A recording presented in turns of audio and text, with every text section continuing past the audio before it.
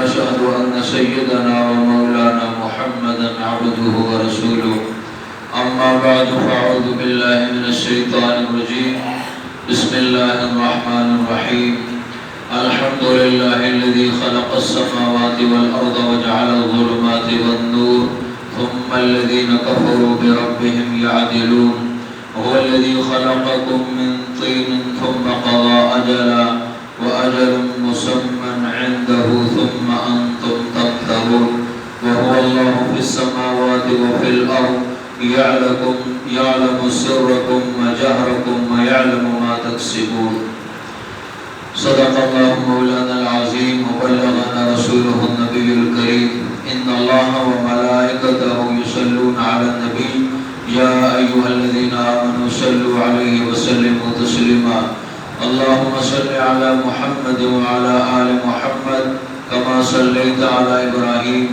وعلى آل إبراهيم إنك حميد مجيد اللهم بارك على محمد وعلى آل محمد كما باركت على إبراهيم وعلى آل إبراهيم إنك حميد مجيد اللہ تعالی جل جلالہ عما نوالہ سے دعا ہے کہ وہ ہمارا نماز جمعہ کے لیے آنا اپنی بارگاہ میں قبول و منظور فرمائے اور اس عمل کو قبول فرما کر ہم سب کے لیے اس کو نجات کا ذریعہ فرمائے۔ انسان دنیا میں ایک امتحان اور آزمائش کے لیے آیا ہے اور اس انسان کے ساتھ اللہ تعالیٰ نے دو دشمن بھی لگا دیے ہیں اور یہ دونوں دشمن انتہائی خطرناک ہیں اور ان کا کام کیا ہے کہ اس کو ایمان کے راستے سے، ہدایت کے راستے سے اور اللہ تعالیٰ کی بتائی ہوئے راستے سے، پیغمبر صلی اللہ علیہ وسلم کے دیے ہوئے راستے سے اس کو ہٹایا جائے اور یہ ایمان کو چھوڑ کر کفر کے اندھیروں میں چلا جائے اور گمراہی کے اندھیروں میں چلا جائے، خیر کے راستے کو چھوڑ کر برائی کے اور گناہ کے راستے پہ چلا جائے۔ یہ ہمارے ان دو دشمنوں کا کام ہے۔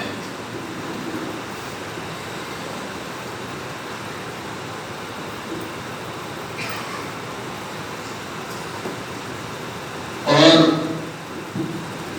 اس کام کو وہ ہمیشہ سے کر رہے ہیں، وہ کبھی غافل نہیں ہوتے۔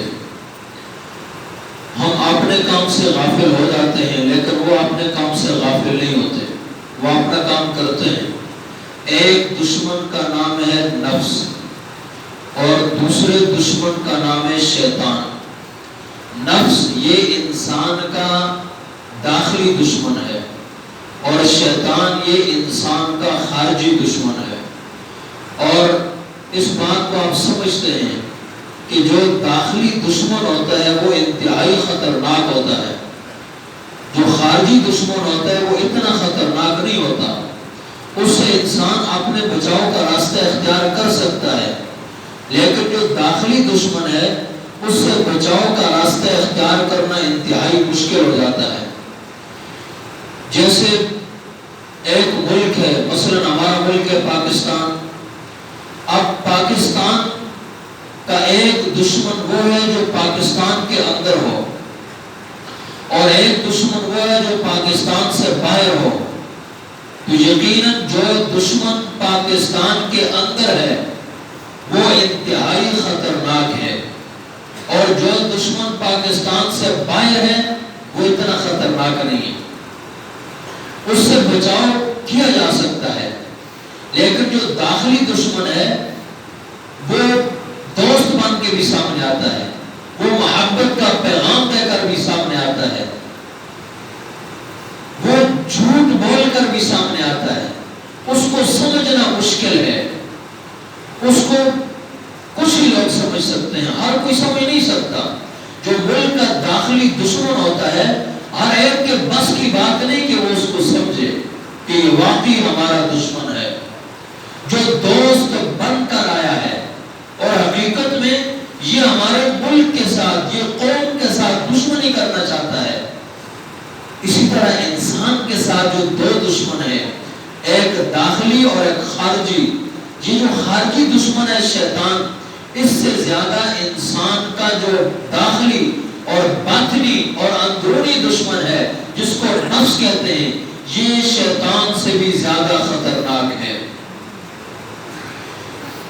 اس نفس کو سیدھا کرنے کے لیے انسان کو بڑی محنت کرنی پڑتی ہے، اس نفس کو سیدھا کرنے کے لیے انسان کو مجاہدہ کرنا پڑتا ہے، اس نفس کو سیدھا کرنے کے لیے انسان کو محنت کرنی پڑتی ہے، اس نفس کو سیدھا کرنے کے لیے انسان کو اللہ والوں کی صحبت اٹھانی پڑتی ہے، اس نفس کو سیدھا کرنے کے لیے انسان کو ذکر اللہ کی ضربیں لگانی پڑتی ہیں۔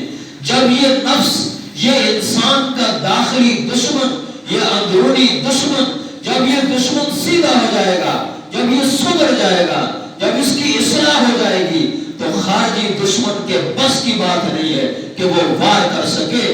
وہ تو وار تب کرتا ہے جب اس کا اندرونی دشمن اس کا ساتھ دیتا ہے، جب وہ اس کا ساتھ دیتا ہے تو پھر شیطان انسان پہ وار کرتا ہے، اور جب شیطان انسان پہ وار کرتا ہے تو پھر وہ گمراہی کے اندھیروں کی دلدل میں پھنس جاتا ہے، پھر وہ کفر کی ظلمتوں میں چلا جاتا ہے، اور پھر وہ خیر کے راستے کو چھوڑ کر، نیکی کے راستے کو چھوڑ کر گناہ کے راستے پہ چل پڑتا ہے، پھر وہ اللہ کی فرما برداری والے راستے کو چھوڑ کر نافرمانی کے راستے پہ چل پڑتا ہے۔ وہ اپنے پیغمبر کی اطاعت اور پیغمبر کی سنتوں اور پیغمبر کے اتباع کے راستے کو چھوڑ کر پیغمبر کی نافرمانی والے راستے پہ چل پڑتا ہے۔ کب؟ جب اس کا داخلی دشمن، اس کے خارجی دشمن نفس کا، شیطان کا ساتھ دیتا ہے۔ اسی لیے اللہ تعالیٰ نے نفس کی اصلاح کے لیے 11 قسمیں کہی ہیں۔ والشمس وضحاها والقمر اذا تلاها والنهار اذا جلاها والليل اذا يغشاها والسماء وما بناها والارض وما طحاها ونفس وما سواها فألهمها فجورها وتقواها قد افلح من زکاها۔ سورج کی قسم، چاند کی قسم، دن کی قسم، رات کی قسم، روشنی کی قسم، اندھیرے کی قسم، نفس کی قسم، یہ 11 قسمیں کھا کر اللہ تعالیٰ فرماتے ہیں قد افلح من زکاها، جس نے اپنے اس نفس کو سدھار لیا وہ کامیاب ہو گیا، اور جس نے اس کو نہ سدھارا وہ ناکام ہو گیا۔ معلوم یہ ہوا کہ نفس کی اصلاح کی طرف ہمیں متوجہ ہونا چاہیے۔ میں عام لوگوں کی بات نہیں کرتا، اچھے اچھے لوگوں کی بات کرتا ہوں، جن کے چہروں پہ داڑیاں ہیں، جن کے سروں پہ ٹوپیاں ہیں، ان کی بھی اس طرف توجہ نہیں ہے۔ یہی تو وجہ تھی کہ شیخ الحدیث صاحب رحمۃ اللہ علیہ، اللہ ان کی قبر پر کروڑوں رحمت نازل فرمائے۔ یہ فضائل اعمال جو ہے نا، یہ معمولی کتاب نہیں ہے، اس کے اندر خزانہ بھرا ہوا ہے۔ حضرت نے خزانہ اس میں بھرا ہوا ہے، سمندر کو کوزے میں بند کیا ہوا ہے، ایک ایک لفظ میں، ایک ایک جملے میں وہ انوارات ہیں، وہ علم انہوں نے بکھیرا ہوا ہے کہ انسان پڑھ کے دھنگ رہ جاتا ہے، حیران رہ جاتا ہے۔ فضائل تبلیغ کی فصل سابع میں ایک جگہ وہ مبلغین کو نصیحت فرماتے ہیں، فرماتے ہیں ہمارے مبلغین کو اپنی ظاہر کی اصلاح کے ساتھ اپنے باطن کی اصلاح کی طرف بھی توجہ کرنی چاہیے۔ یہ باطن کی اصلاح انتہائی ضروری ہے، اور جب اس کی طرف آدمی توجہ نہیں کرتا تو پھر ظاہری اعمال پر جمنا اور ظاہری اعمال پر استقامت وہ بھی اس کے لیے مشکل ہو جاتی ہے۔ ظاہری اعمال پر استقامت بھی تب ہوگی جب اس کے اندر کی دنیا بدلی ہوگی، جب دل بدلا ہوگا۔ ہمارے حضرت فرماتے تھے جب دل بدل جائے تو پھر زبان کے بول بدل جاتے ہیں، جب دل بدل جائے تو آنکھوں کا دیکھنا بدل جاتا ہے، جب دل بدل جائے تو کانوں کا سننا بدل جاتا ہے، جب دل بدل جائے تو انسان کی راتیں بدل جاتی ہیں، جب دل بدل جائے تو انسان کے دل بدل جاتے ہیں. جب دل بدل جائے تو انسان کی تاریخ بدل جاتی ہے، انسان کا زمانہ بدل جاتا ہے. اس دل کو بنانے کے لیے ہم محنت نہیں کرتے. یہ ظاہری زمین، ایک زمیندار اگر اس زمین پر محنت نہ کرے تو پھر اس سے کیا چیز نکلتی ہے؟ کانٹے اگتے ہیں پھر. اور جب انسان اپنے دل کی زمین پر محنت نہ کرے تو اس کے اندر بھی پھر کانٹے اگتے ہیں. کون سے کانٹے ہیں؟ وہ تکبر کا کانٹا، عجب کا کانٹا، فخر کا کانٹا، دنیا کی محبت کا کانٹا، دوسروں پر کیچڑ اچھالنے والا کانٹا، اور بغض والا کانٹا، اور عناد والا کانٹا، اور دشمنی والا کانٹا، اور ظلم والا کانٹا، اور حسد والا کانٹا. پھر یہ کانٹے انسان کے دل میں جنم لیتے ہیں. پھر وہ انسان دیکھنے میں تو انسان ہوتا ہے لیکن حقیقت میں وہ درندہ ہوتا ہے. وہ دیکھنے میں انسان ہوتا ہے، ظاہراً اس کے 2 ہاتھ ہیں، اس کے 2 پاؤں ہیں، اس کی آنکھیں ہیں، اس کی زبان ہے، اور اس کے کان ہیں، اور اس کا یہ ڈھانچہ ہے، لیکن یہ دیکھنے میں انسان ہے، یہ حقیقت میں انسان نہیں ہے. حضرت داؤد رحمۃ اللہ علیہ ایک دفعہ لاہور کے شہر میں جا رہے تھے تو ایک مجذوب اٹھا اور اٹھ کر اس نے حضرت کو گلے لگایا اور پوچھا کہ آپ کون ہیں، کہاں رہتے ہیں، کہاں سے آئے ہیں؟ فرمایا میرا احمد علی نام ہے، وہ فلاں جگہ ایک مسجد میں ہوتا ہوں، اللہ کا قرآن پڑھاتا ہوں، درس قرآن دیتا ہوں. اس مجذوب سے حضرت نے پوچھا آپ کیوں پوچھ رہے ہیں مجھ سے؟ اس نے کہا حضرت میں صبح سے یہاں بیٹھا ہوں، ابھی تک مجھے ایک بھی انسان گزرتا ہوا نظر نہیں آیا، ابھی تک مجھے ایک انسان بھی گزرتا ہوا نظر نہیں آیا. کوئی کتا جا رہا ہے، کوئی بھیڑیا جا رہا ہے، کوئی ریچھ جا رہا ہے، کوئی خنزیر جا رہا ہے، کوئی کس شکل میں، کوئی سانپ جا رہا ہے، کوئی کس شکل میں جا رہا ہے، کوئی کس شکل میں جا رہا ہے. واحد آپ ہیں جو مجھے انسان کی صورت میں گزرتے ہوئے نظر آتے ہیں. یہ کیا چیز ہے؟ یہ انسان کا باطن ہے. اس باطن میں جو کچھ ہوگا تو پھر یہ بھی حقیقت میں وہی کچھ ہوگا. انسان کا تعلق باطن کے ساتھ ہے.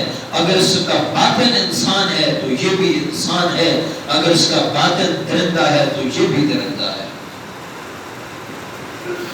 یہ سفر کا مہینہ ہے اور سفر کے مہینے کو عام طور پر لوگ منحوس سمجھتے ہیں. اس کے جو پہلے 13 دن ہیں جن کو 13 تیزیاں کہتے ہیں، رسول اللہ صلی اللہ علیہ وسلم ان میں بیمار ہوئے تھے. ان کو لوگ منحوس سمجھتے ہیں. یہ غلط عقیدہ ہے، یہ غلط نظریہ ہے. کوئی دن بھی منحوس نہیں ہے، سارے اللہ کے دن ہیں، سارے اللہ کے دن ہیں. نحوست کا تعلق انسان کے عمل کے ساتھ ہے، انسان کے عمل کے ساتھ ہے.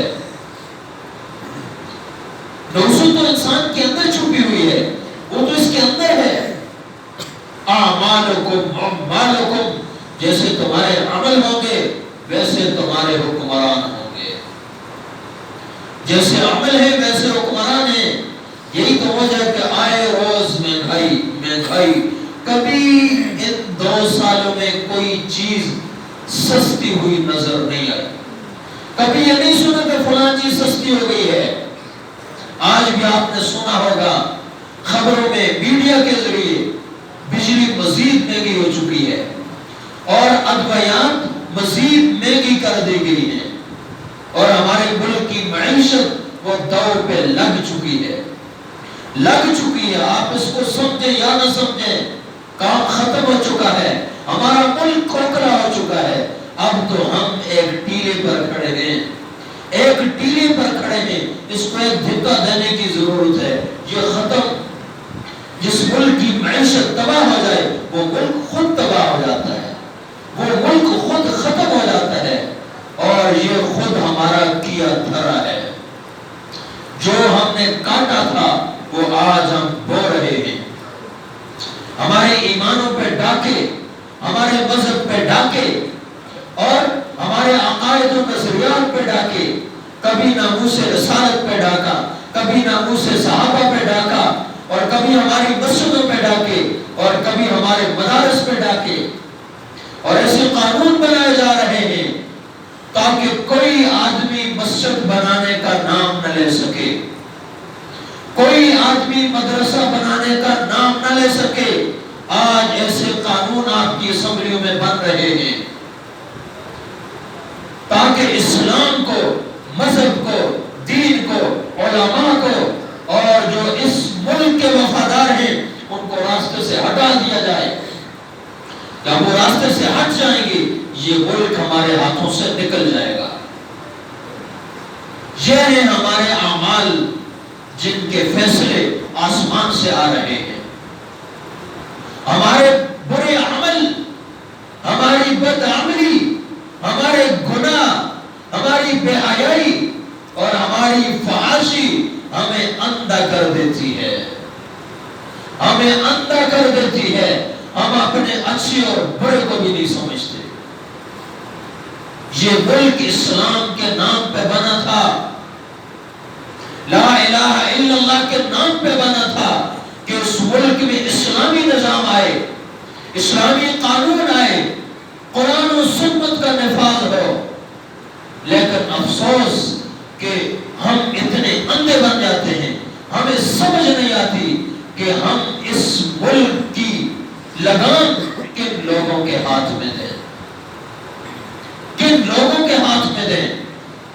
ہمیں چاہیے تھا ہم سوچتے، ہمیں چاہیے تھا ہم سمجھتے، ہمیں چاہیے تھا ہم ہوش کے ناخن لیتے اور اس ملک کی لگام ہم ان لوگوں کے ہاتھوں میں دیتے جو اس ملک میں قرآن و سنت کے قانون کو نافذ کرتے، جو اس ملک میں اسلامی نظام کو نافذ کرتے.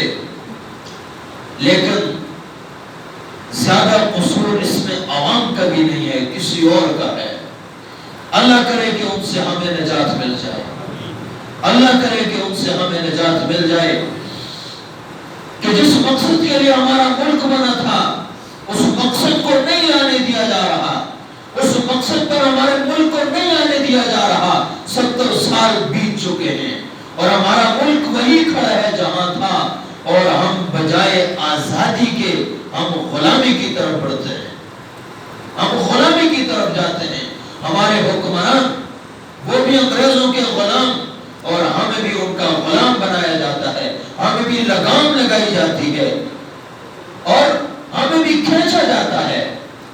اور ایسے قانون بھی بنائے جا رہے ہیں کہ جو ہم لکھ کے دیں گے، جو ہم لکھ کے دیں گے وہی علماء اپنے خطبہ میں پڑھیں گے، اپنی طرف سے کوئی بات نہیں کر سکتے.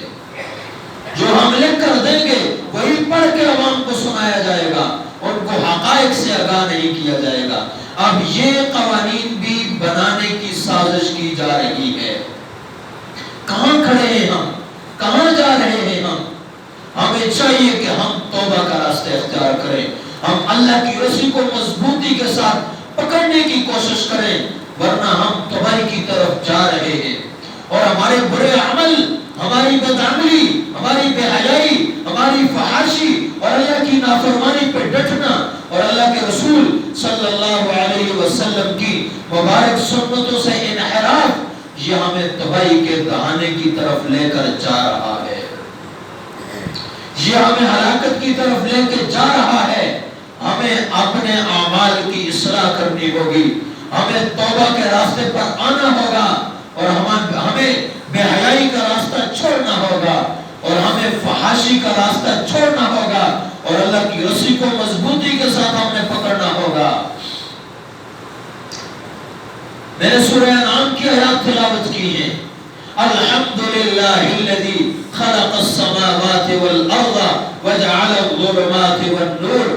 پچھلے جمعے سے پہلے بھی میں نے ان آیات کی تلاوت کی تھی اور اس پہلی آیت میں جو اللہ تعالی نے 3 چیزیں جو بیان فرمائی ہیں، اپنی تعریف فرمائی اور اس کائنات کی تخلیق کا ذکر فرمایا اور پھر شرک کی مذمت کو ذکر فرمایا، ان میں سے دو چیزیں میں بیان کر چکا تھا۔ اللہ تعالیٰ کی تعریف، وہ اللہ ہے جس اللہ کا تعلق ہمیں بچا سکتا ہے۔ دنیا کی کوئی طاقت ہمیں بچا نہیں سکتی۔ ہمیں بے حیائی کے راستے پر ڈالا جا رہا ہے، ہماری ماں اور بہنوں کی عزتیں سرے عام روڈوں پہ لوٹی جا رہی ہیں، کوئی پوچھنے والا نہیں ہے، کوئی ان کے سروں پہ ہاتھ رکھنے والا نہیں ہے، اور کوئی ان کی عزتوں کا محافظ نہیں ہے۔ آج خواتین کی عزتیں لٹ رہی ہیں، ان کی عزت کا کوئی پرسان حال نہیں ہے۔ ہمارے ایمانوں پہ ڈاکے پڑ رہے ہیں اور ہمارا کوئی پرسان حال نہیں ہے، اور جو پرسان حال ہیں ان کا ساتھ دینے کے لیے ہماری عوام تیار نہیں ہے۔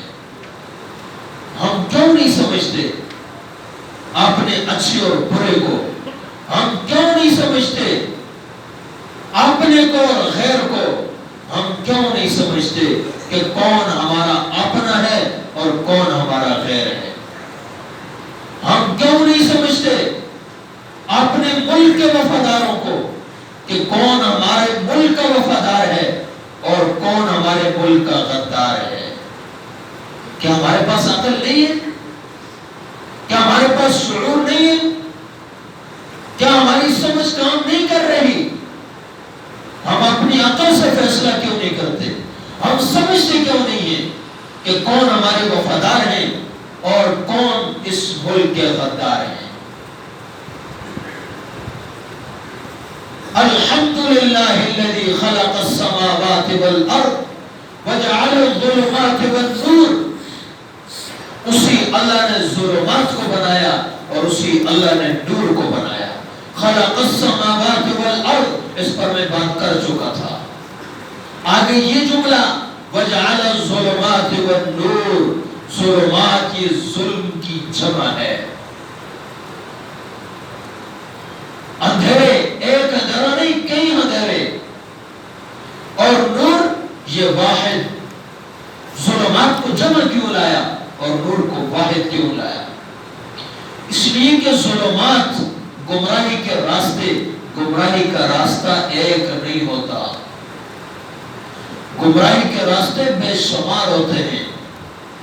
گمراہی کبھی یہودیت کی شکل میں آتی ہے، کبھی عیسائیت کی شکل میں آتی ہے، کبھی مشرک کی شکل میں آتی ہے، کبھی منافق کی شکل میں آتی ہے، اور کبھی کس شکل میں آتی ہے اور کبھی کس شکل میں آتی ہے۔ گمراہی کا ایک رنگ نہیں ہوتا، گمراہی محبت کا پیغام دے کر بھی آتی ہے، گمراہی دوستی کا پیغام دے کر بھی آتی ہے، گمراہی جھوٹے وعدوں کے ساتھ بھی آتی ہے۔ گمراہی کا کوئی رنگ نہیں ہوتا اور گمراہی کا کوئی ڈھنگ نہیں ہوتا، گمراہی کا ایک راستہ نہیں ہوتا، گمراہی کے بے شمار راستے ہوتے ہیں۔ اور پھر ہم کیسے سمجھیں کہ یہ راستہ گمراہی کا ہے یا یہ راستہ ہدایت کا ہے؟ اللہ نے شعور دیا ہے، اللہ نے عقل دی ہے، اس عقل سے کام لو کہ یہ راستہ کون سا ہے۔ یہ ہمیں گمراہ کرنے والا راستہ تو نہیں ہے، یہ ہمارے ایمانوں پہ ڈاکہ ڈالنے والا راستہ تو نہیں ہے، یہ ہماری مساجد پہ ڈاکہ ڈالنے والا راستہ تو نہیں ہے، کہیں یہ ہمارے مدارس پہ ڈاکہ ڈالنے والا راستہ تو نہیں ہے، کہیں یہ ہمارے عقیدہ ختم نبوت پر ڈاکہ ڈالنے والا راستہ تو نہیں ہے، کہیں یہ ناموس صحابہ پر ڈاکہ ڈالنے والا راستہ تو نہیں ہے۔ یہ راستہ ہم نے خود متعین کرنا ہوگا، اور یہ بتانا علماء کا کام ہے، اہل علم کا کام ہے، اور الحمدللہ وہ بتا رہے ہیں، وہ بتا رہے ہیں، اور ان کو گالیاں بھی پڑ رہی ہیں، ان کو گالیاں بھی دی جا رہی ہیں، اور ان کو راستے سے ہٹانے کی کوششیں بھی کی جا رہی ہیں کہ کیسے ان کو راستے سے ہٹایا جائے۔ کیوں؟ اس لیے کہ علماء اس ملک کے وفادار ہیں، اس ملک کے لیے علماء نے قربانیاں دی ہیں، اور جب یہ ملک بنا تھا تو اس کے ایک حصے پر جھنڈا علامہ شبیر احمد عثمانی رحمت اللہ علیہ نے لہرایا تھا، اور دوسرے حصے پر جھنڈا علامہ ظفر احمد عثمانی رحمت اللہ علیہ نے لہرایا تھا۔ علماء ہیں جو اس ملک کو اس کے مقصد پر لا سکتے ہیں۔ اللہ کی قسم، دنیا کی اور کوئی طاقت نہیں ہے اور کوئی ایسی قوت نہیں ہے جو اس ملک کو اس کے مقاصد پر اور اس کے پاؤں پر کھڑا کر سکے۔ اگر وہ طاقت ہے تو صرف علماء کی طاقت ہے۔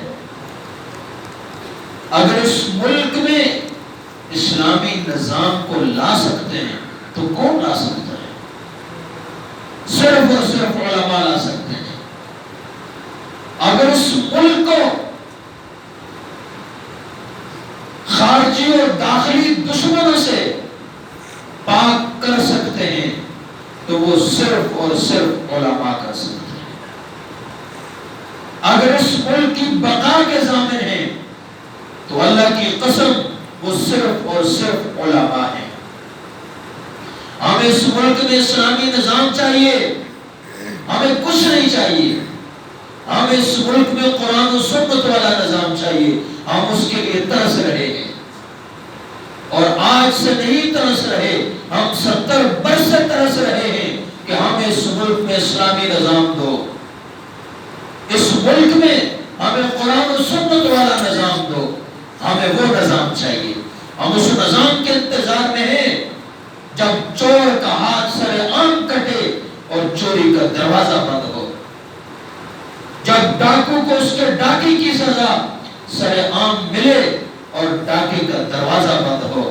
ہم تو اس نظام کو دیکھنا چاہتے ہیں، ہم تو اس نظام کو دیکھنا چاہتے ہیں کہ جب ایک خاتون کی عزت کو لٹنے والے درندے کو سر عام اگر غیر شادی شدہ ہے اس کو کوڑے لگائے جائیں، اور اگر شادی شدہ ہے اس کو سنسار کیا جائے، اور زنا کا اور بے حیائی کا اور فحاشی کا اور اس طرح ہماری ماں اور بہنوں کی عزتوں کے لٹنے کا دروازہ ہمیشہ کے لیے بند ہو جائے، اگر یہ کام کر سکتے ہیں تو الحمدللہ وہ صرف اور صرف علماء کر سکتے ہیں۔ دنیا کی کوئی طاقت نہیں ہے تو اس ملک کو اس کے پاؤں پر کھڑا کر سکے۔ اس ملک میں امن قرآن و سنت کے نظام کے بغیر اللہ کی قسم کبھی نہیں آ سکتا۔ پہچانو اپنے دشمنوں کو اور پہچانو ان کو جو آپ کے وفادار ہیں۔ گمراہی ایک رنگ میں نہیں ہوتی، ظلمت ایک رنگ میں نہیں ہوتی، کفر ایک رنگ میں نہیں ہوتا، منافقت ایک رنگ میں نہیں ہوتی، اس کے رنگ بدلتے رہتے ہیں، اس کے رنگ بدلتے رہتے ہیں۔ عبداللہ ابن سبا کس رنگ میں آیا تھا؟ وہ اپنے آپ کو یہودی کہہ کر یہودیت کے رنگ میں نہیں آیا تھا، وہ اپنے آپ کو مسلمان کہہ کر مسلمان کے رنگ میں آیا تھا۔ اور پھر اس نے کیا کیا؟ تاریخ اس پہ شاہد ہے اور آج تک ہو رہا ہے۔ کفر کے رنگ ہیں، ظلمات، ظلمات، اندھیرے، ایک اندھیرا نہیں کئی اندھیرے، کہ گمراہی کا رنگ ایک نہیں ہوتا، گمراہی کے بے شمار رنگ ہوتے ہیں۔ اللہ کا واسطہ ہے ہدایت اور گمراہی کو پہچانو، اپنی قیادت کو پہچانو کہ ہماری قیادت ہمیں گمراہی کی طرف لے کے جا رہی ہے یا ہمیں ہدایت کی طرف لے کے جا رہی ہے، یہ ہمارے ملک کی وفادار ہے یا ہمارے ملک کے ساتھ بے وفائی کرنے والی ہے۔ کیوں نہیں پہچانتے آپ ان چیزوں کو؟ اپنے شعور سے کام کیوں نہیں لیتے؟ اپنی عقل سے کام کیوں نہیں لیتے؟ گمراہی میں اور ہدایت میں کیوں تمیز نہیں کرتے؟ خیر اور شر میں کیوں تمیز نہیں کرتے؟ کہ اللہ نے آپ کو عقل کی دولت سے نہیں نوازا؟ کو شعور کی دولت سے نہیں نوازا؟ یہ گالیاں دینا کون سی انسانیت ہے؟ یہ کسی کی ذات پہ کیچڑ اچھالنا یہ کون سی انسانیت ہے؟ یہ انسانیت ہے؟ انسان کے رنگ میں درندے ہیں، انسان کے رنگ میں درندے بیٹھے ہوئے ہیں، ذات پہ کیچڑ اچھالتے ہو اور پھر وہ بھی جھوٹ پہ مبنی۔ خدا کے لیے اس قوم کو گمراہ نہ کرو، اور قوم سے بھی درخواست ہے کہ وہ گمراہ نہ ہو، وہ بھی سوچ سمجھ کر اپنے راستے کا تعین کرے، وہ بھی سوچ سمجھ کر قدم رکھے، وہ بھی سوچ سمجھ کر چلے، اور اپنے یہ ذہن بنا لو کہ ہمیں وہ پاکستان چاہیے جس پاکستان میں قرآن و سنت کا قانون ہو، جس پاکستان میں اللہ کا قانون ہو، اور جس پاکستان میں نبی اکرم صلی اللہ علیہ وسلم کی ناموس کا قانون ہو۔ ہمیں تو اس ملک کا انتظار ہے جس میں اسلامی نظام کا نفاذ ہو۔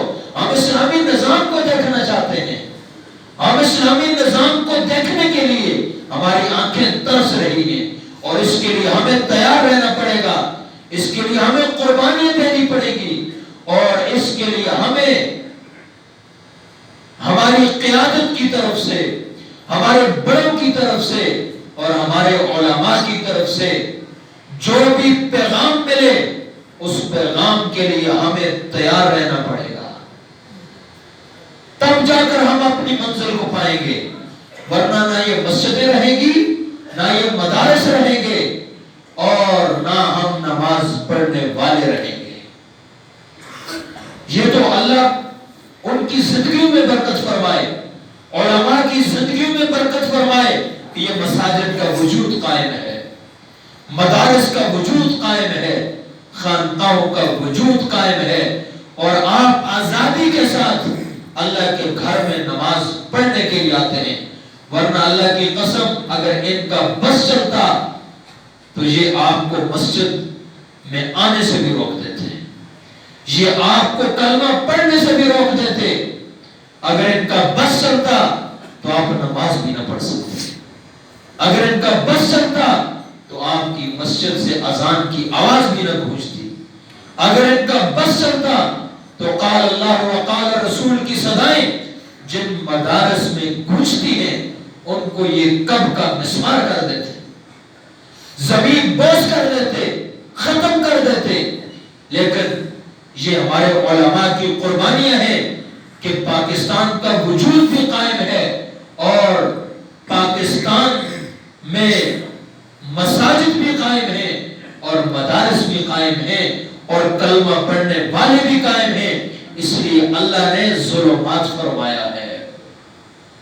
لوگوں، گمراہی کا راستہ ایک نہیں ہوتا، گمراہی کے راستے مختلف شکلیں اختیار کر کے آتے ہیں۔ اللہ کے لیے گمراہی کو اور ہدایت کو پہچانو کہ آپ کو گمراہی کی طرف کون بلا رہا ہے اور ہدایت کی طرف کون بلا رہا ہے، آپ کا خیر خواہ کون ہے، آپ کا وفادار کون ہے، اور آپ کے ساتھ غداری کرنے والا کون ہے۔ اس کو ہم کیوں نہیں پہچانتے؟ ان باتوں کو ہم کیوں نہیں سمجھتے؟ آج تک ہمارے ملک میں اسلامی نظام کیوں نافذ نہیں ہوا؟ ہماری آنکھیں تو ترس رہی ہیں۔